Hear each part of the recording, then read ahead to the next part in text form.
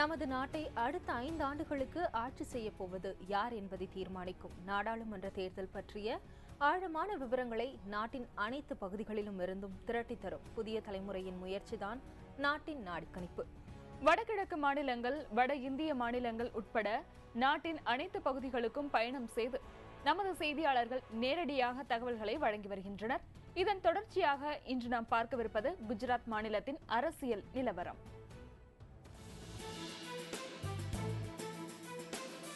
நாடாளுமன்ற தேர்தல் பற்றிய துல்லியமான செய்திகளை களத்தில் இருந்தபடியே வழங்குவதற்காக நாட்டின் மூலை முடுக்கெல்லாம் புதிய தலைமுறை செய்திக்குழுவினர் பயணம் செய்து வருகின்றனர்.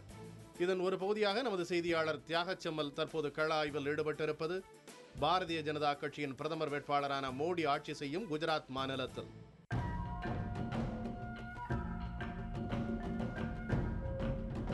வளர்ச்சியின் அடையாளமாக தேசம் முழுவதும் முன்னிறுத்தப்படும் குஜராத் மாநிலத்தின் உண்மை நிலை பற்றி தெளிவாக பதிவு செய்வதற்காக அந்த மாநிலத்தின் பல்வேறு பகுதிகளுக்கும் பயணம் செய்து தகவல் திரட்டியுள்ளார் செய்தியாளர் தியாகச்செம்மல். குஜராத்தின் கலவரம் பாதித்த பகுதிகளுக்கு சென்று கள ஆய்வு மேற்கொண்டிருக்கிறார். அரசியல்வாதிகள், சாதாரண குடிமக்கள், தமிழர்கள், பத்திரிகையாளர்கள் உள்ளிட்டோரிடம் கருத்துக்களை கேட்டறிந்துள்ளார். நரேந்திர மோடி தொடர்ச்சியாக வெற்றி பெறுவது எப்படி? மக்கள் முன்வைக்கும் பிரச்சனைகள் என்னென்ன? பாரதிய ஜனதா கட்சியின் வெற்றி வரும் நாடாளுமன்ற தேர்தலிலும் தொடருமா? இதுபோன்ற பல்வேறு கேள்விகளுக்கும் குஜராத் மாநிலத்திலிருந்து நமக்கு நேரடியாக பதில் தரப்போகிறார் செய்தியாளர் தியாகச்செம்மல்.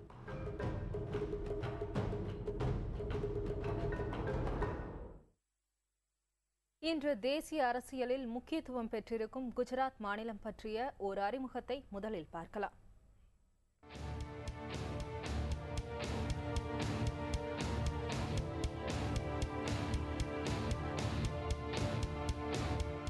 இந்தியாவின் மேற்கு அணிகலன் என்று அறியப்படும் குஜராத் மாநிலம் நாட்டின் வடமேற்கு கடற்கரையோரம் அமைந்திருக்கிறது. சிந்து சமவெளி நாகரிக காலத்தைச் சேர்ந்த உலகின் முதல் துறைமுகமான லோத்தல் இந்த மாநிலத்தில் தான் அமைந்திருந்தது. சுமார் 1600 கிலோமீட்டர் நீள கடற்கரையை கொண்டிருப்பது இந்த மாநிலத்தின் மிக முக்கியமான சிறப்பு. வடக்கே ராஜஸ்தானும், தெற்கே மகாராஷ்டிராவும், கிழக்கில் மத்திய பிரதேசமும், மேற்கே பாகிஸ்தானும் அமைந்துள்ளன.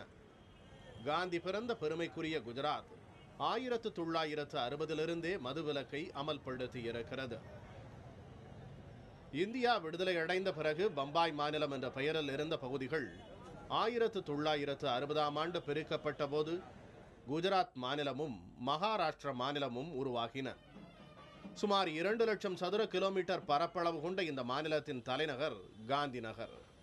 மிகப்பெரிய நகரம் அகமதாபாத். தேசத்தந்தை மகாத்மா காந்தி, பாகிஸ்தானை உருவாக்கிய முகமது அலி ஜின்னா, சர்தார் வல்லபாய் பட்டேல், டாடா நிறுவனத்தின் நிறுவனர் ஜாம்ஷெட்ஜி டாடா உள்ளிட்டோர் குஜராத்தைச் சேர்ந்தவர்கள்.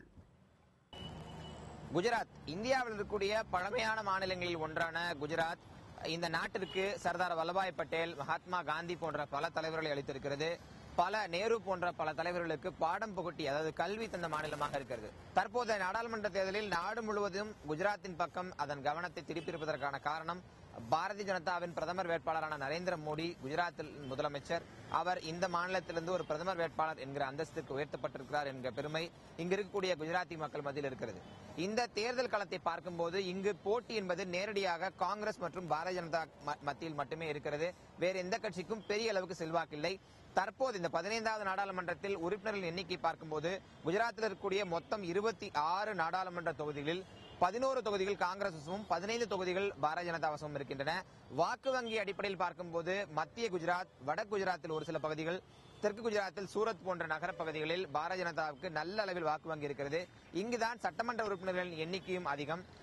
காங்கிரசின் வாக்கு வங்கியை பார்க்கும்போது வடக்கு குஜராத், கிழக்கு குஜராத் மற்றும் அதாவது இந்த 2002 கலவரத்தால் பாதிக்கப்பட்ட கோத்ரா, பஞ்சமால் மாவட்டங்கள், மேலும் நரோடா போன்ற பகுதிகளில் காங்கிரஸ் கட்சிக்கு சற்று வாக்கு வங்கி அதிகமாக இருக்கிறது. அங்கு காங்கிரஸ் கட்சியின் வெற்றி வாய்ப்பு அதிகம் என்று சொல்லப்படுகிறது.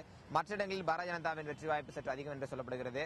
இங்கு இவர்கள் முன்வைக்கக்கூடிய வாக்குறுதிகள் பாரதிய ஜனதா தரப்பில் பார்க்கும்போது நகர்பகுதியில், அதாவது முதல் தர நகரம், இரண்டாம் தர நகரங்கள் பெரிய அளவுக்கு இங்கு வளர்ச்சி கண்டிருக்கின்றன. இந்த வளர்ச்சி கிராமப்புறங்களுக்கு சென்று சேரவில்லை என்கிற குற்றச்சாட்டை காங்கிரஸ் கட்சி முன்வைக்கிறது. அதே வாக்குறுதியை தான் பாரதிய ஜனதாவும் முன்வைக்கிறார்கள். அதாவது நகரங்கள் வளர்ந்ததை போல மோடியின் ஆட்சியில் அடுத்து மோடி பிரதமரானால் கிராமப்புறங்களும் நகரங்களுக்கு இணையாக வளர்ச்சி அடையும் என்று சொல்கிறார்கள். காங்கிரஸ் கட்சி மோடி ஆட்சிக்கு வந்தால் நகரங்கள் மட்டும்தான் வளரும், கிராமங்கள் வளராது என்கிற குற்றச்சாட்டை முன்வைத்து பிரச்சாரம் செய்கிறார்கள். நடுநிலையாளர்கள் மத்தியில் பேசும்போது நகர்ப்பகுதிகளில் ஓரளவுக்கு ஏற்றுக்கொள்ளக்கூடிய வளர்ச்சியை மோடி அரசாங்கம் தந்திருக்கிறது. சாலை, போக்குவரத்து, கேஸ் இணைப்புகள் மற்றும் மின்சாரம் போன்ற வகையில் நகரப்பகுதியில் குறிப்பாக முதல் தர மற்றும் இரண்டாம் தர நகரங்கள் நன்றாக வளர்ந்திருக்கின்றன.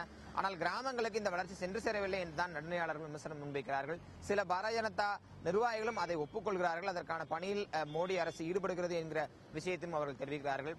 இந்த தேர்தலை பொறுத்தவரை நாடாளுமன்றத்தை சந்திக்கக்கூடிய வேட்பாளர்கள் முன்னில் இருக்கக்கூடிய சவால் கிராமப்புறங்களின் தொழில் வளர்ச்சி, கிராமப்புறங்களின் மேம்பாடு ஆகியவற்றுக்கு யார் பலமான வாக்குறுதிகளை தருகிறார்களோ அவர்கள் பக்கமே மக்களின் வாக்கு இருக்கும் என்று அரசியல் விமர்சகர்கள், குஜராத்தை தொடர்ந்து பார்க்கக்கூடிய ஊடகவியலாளர்கள் கருத்து தெரிவிக்கிறார்கள்.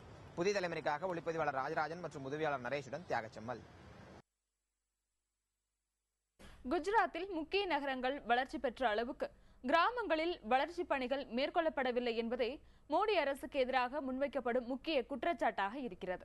இந்த புகாரில் உண்மை இருக்கிறதா என புதிய தலைமுறை செய்திக்குழு குஜராத்தில் உள்ள கிராமங்களுக்கு நேரடியாக சென்று கள ஆய்வு மேற்கொண்டது. அது பற்றிய தகவல்களை இப்போது பார்க்கலாம். ஒப்பந்ததாரர்களையும் கட்டுமான தொழிலாளர்களையும் எதிர்பார்த்து காத்திருக்கும் இந்த மக்கள் அகமதாபாத், வதோதரா ஆகிய நகரங்களை சுற்றி இருக்கக்கூடிய பழங்குடியின மக்கள். விவசாயம் பொய்த்துவிட்ட காரணத்தாலும் விவசாய உற்பத்திக்கு அரசு போதிய ஒத்துழைப்பு அளிக்காததாலும் கிராமங்களை விட்டு நகர்ப்புறங்களுக்கு வெளியேறும் மக்களின் எண்ணிக்கை அதிகரித்து வருவதாக கூறப்படுகிறது. हम लोगों को सुबह में 8 बजे से 5 बजे से 5:30 बजे तक 300 रुपये हाजिरी मिलती है। जो भी काम होता है कड़िया काम करते हैं, मजदूरी काम करते हैं, दूसरा कुछ काम नहीं करते। एक महीने से कितना दिन में आपका? एक महीने से में नहीं मिलता है, 8 दिन में 15 दिन में एक बार काम मिलता है। और मैं एकता नगर से आता हूँ और यहाँ पे जो काम की अभी प्रॉब्लम चल रही है, इतनी चल रही है कि 8 दिन में हमको सिर्फ 2 या 3 दिन काम मिलता है। हमारी रोजी रोटी भी पूरी नहीं हो रही है।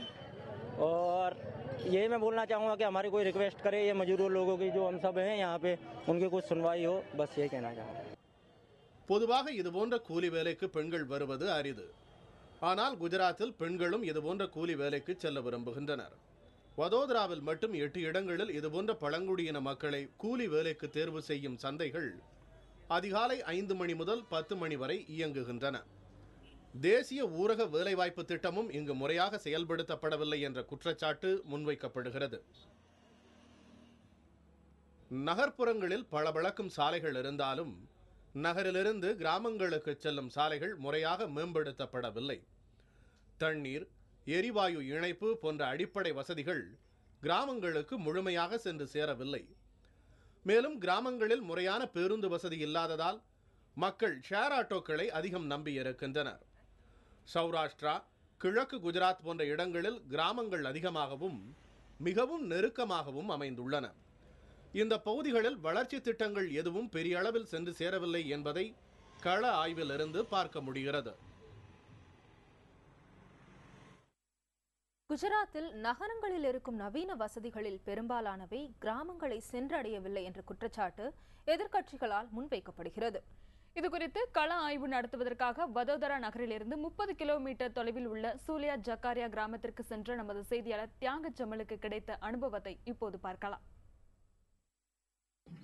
குஜராத்தில் நகர்ப்புறங்களுக்கு இணையாக கிராமப்புறங்கள் வளரவில்லை என்ற குற்றச்சாட்டை முன்வைக்கக்கூடிய சில அரசியல் விமர்சகர்கள் நமக்கு சில கிராமங்களை காட்டினர். அந்த கிராமங்களில் ஒன்றுதான் இந்த ஜூலியா ஜக்காரியா. வடோதரா நகரத்திலிருந்து 40 கிலோமீட்டர் தொலைவில் இருக்கக்கூடிய இந்த கிராமத்தில் இந்த கிணறை, நீங்கள் பார்க்கக்கூடிய இந்த கிணறை நம்பி 3000 மக்கள் இருக்கிறார்கள். இவர்தான் இவர்களது குடிநீருக்கான ஒரே ஆதாரமாக இருக்கிறது. தவிர இவர்களுக்கு குடிநீருக்கான ஆதாரமே கிடையாது. இந்த தண்ணீர் கிடைக்காத போது சுமார் 10 to 15 கிலோமீட்டர் நடந்து சென்று தண்ணீரை எடுக்க வேண்டிய நிலை இவர்கள் இருக்கிறது. இப்படி இங்கு கிடைக்கக்கூடிய தண்ணீர் குடிக்கும் அளவுக்கு இருக்கிறதா என்பதை நாம் சோதித்து பார்க்கும்போது கடல் நீரை விட கடுமையான உப்புத்தன்மை கொண்ட நீராக இது இருக்கிறது. இதை பருகுவதால் இங்கு இருக்கக்கூடிய மக்களுக்கு கடுமையான உடல் உபாதைகள் ஏற்படுவதாகவும் இந்த பகுதி மக்கள் தெரிவிக்கின்றனர். கிட்டத்தட்ட 15 ஆண்டுகள் ஆட்சியில் கிராமப்புறங்கள் மற்றும் நகர்ப்புறங்களுக்கிடையே ஒரு பெரிய இடைவெளியை மோடி உருவாக்கி இருக்கிறார் என்ற குற்றச்சாட்டை எதிர்த்தரப்பு முன்வைக்கும் போது அதனை ஓரளவுக்கு நியாயப்படுத்தும், ஏன் இன்னும் சற்று அதிகமாகவே நியாயப்படுத்தும் விதமாகவே கிராமங்களின் நிலை இருப்பதை கள ஆய்வில் நம்மால் தெரிந்து கொள்ள முடிகிறது. இது பற்றி பாரதிய ஜனதா தரப்பில் கேட்கும்போது இதுபோன்ற கிராமங்களை கண்டறிந்து அவற்றை புனரமைப்பதற்கான பணிகளை மோடி அரசாங்கம் செய்து வருகிறது என்றும் அதற்கு சிறிது காலம் பிடிக்கும், இயற்கையாகவே பிடிக்கக்கூடிய காலம்தான் தற்போது இருக்கிறது, விரைவில் அனைத்து கிராமங்களும் நகர்ப்புறங்களுக்கு இணையாக வளர்ச்சியடையும் என்று தெரிவிக்கிறார்கள். ஆனால் இதுபோன்ற நிலைகளையே மோடி அரசுக்கு எதிரான குற்றச்சாட்டுகளாக முன்வைத்து காங்கிரஸ் தரப்பில் பிரச்சாரம் செய்யப்படுகிறது. இப்படி இரண்டு தரப்பும் இந்த பிரச்சனையை கையெழுத்திருக்கக்கூடிய இந்த நிலையில் மக்களோ யாரிடமாவது தீர்வு கிடைக்குமா என்கிற எதிர்பார்ப்போடு காத்திருக்கிறார்கள். வரும் நாடாளுமன்ற தேர்தல் இதுபோன்ற பிரச்சனைகளிலும் களமாட இருக்கிறது குஜராத்தில். புதிய தலைமுறைக்காக குஜராத்திலிருந்து ஒளிப்பதிவாளர் ராஜராஜன் மற்றும் உதவியாளர் நரேஷுடன் தியாகச்சம்மல். குஜராத்தில் நரேந்திர மோடி தொடர்ந்து வெற்றி பெறுவதற்கு என்ன காரணம்? குஜராத் கலவரத்தின் தொடக்க புள்ளியான கோத்ராவின் தற்போதைய நிலை என்ன? செய்தியாளர் தியாகச்சம்மல் நடத்திய கள ஆய்வில் தெரிய வந்திருக்கும் விவரங்களை சிறிய இடைவேளைக்கு பிறகு பார்க்கலாம்.